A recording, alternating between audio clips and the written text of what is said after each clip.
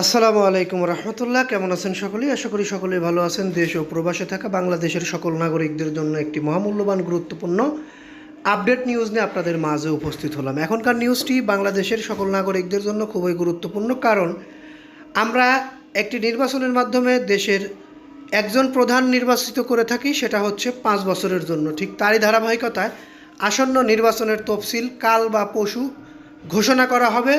ব্যালটে থাকবে না স্থগিত দলের প্রতীক। এটি মোটামুটি চূড়ান্ত।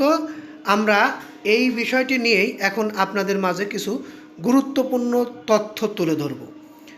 যদি আপনারা নির্বাচন সংক্রান্ত গুরুত্বপূর্ণ তথ্যগুলো পেতে ইচ্ছুক হন, বিশেষ করে এই নির্বাচনে যে দলগুলো অংশগ্রহণ করবে তাদের কার্যক্রম, প্রচার প্রচারণা, এই সকল বিষয়ের উপরে যেসব নির্দেশনা থাকবে, সেই সকল বিষয়েই এখনকার নিউজটি খুবই গুরুত্বপূর্ণ হতে চলেছে। ধৈর্য সহকারে পুরো নিউজটি শোনার আহ্বান জানাচ্ছি।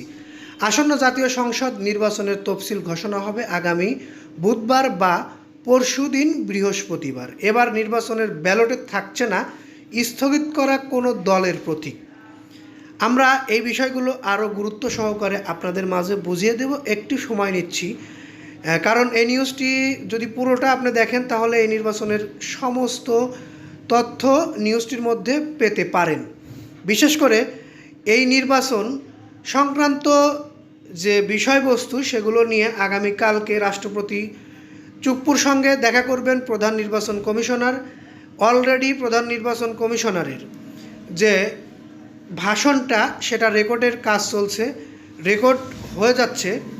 রেকর্ড হওয়ার সঙ্গে সঙ্গে আপনারা আগামীকাল অথবা পরশু এই নির্বাচনের তফসিল পেয়ে যাবেন। যাই হোক, আমরা আপনাদের যে বিষয়গুলো আরও গুরুত্ব সহকারে উল্লেখ করার চিন্তাভাবনা করেছি, সেই বিষয়গুলোর মধ্যে রয়েছেন রাষ্ট্রপতি মোহাম্মদ চুপ্পুর সঙ্গে আগামীকালকে 12টার সময় সাক্ষাৎ করবেন প্রধান নির্বাচন কমিশনার এম নাসির উদ্দিন।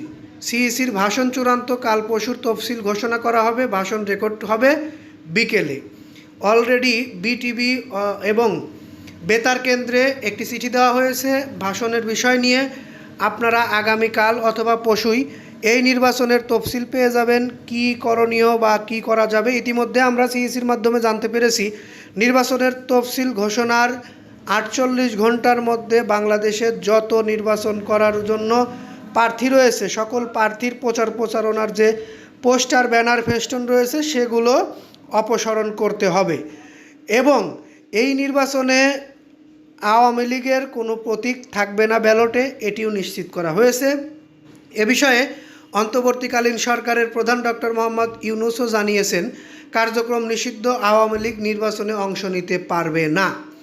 যাই হোক, আমরা এই নিউজটি আর দীর্ঘায়িত করব না। এই নিউজের পরিপ্রেক্ষিতে যদি আপনাদের কোনো মতামত বা বক্তব্য থেকে থাকে, অবশ্যই আপনারা সেটা আমাদেরকে এই নিউজের কমেন্ট বক্সে জানিয়ে যাবেন, কারণ এই নিউজের কমেন্ট বক্স উন্মুক্ত রয়েছে। বিশেষ করে পরবর্তী নিউজ যদি পেতে ইচ্ছুক হন আমাদের এই চ্যানেলের মাধ্যমে, তাহলে চ্যানেলটি অবশ্যই সাবস্ক্রাইব করে বেল বাটন অন করে রাখবেন। ভালো লাগলে লাইক, কমেন্ট, শেয়ার করবেন। এই বলে আমি এখান থেকে বিদায় নিচ্ছি। আসসালামু আলাইকুম ওয়া রাহমাতুল্লাহ।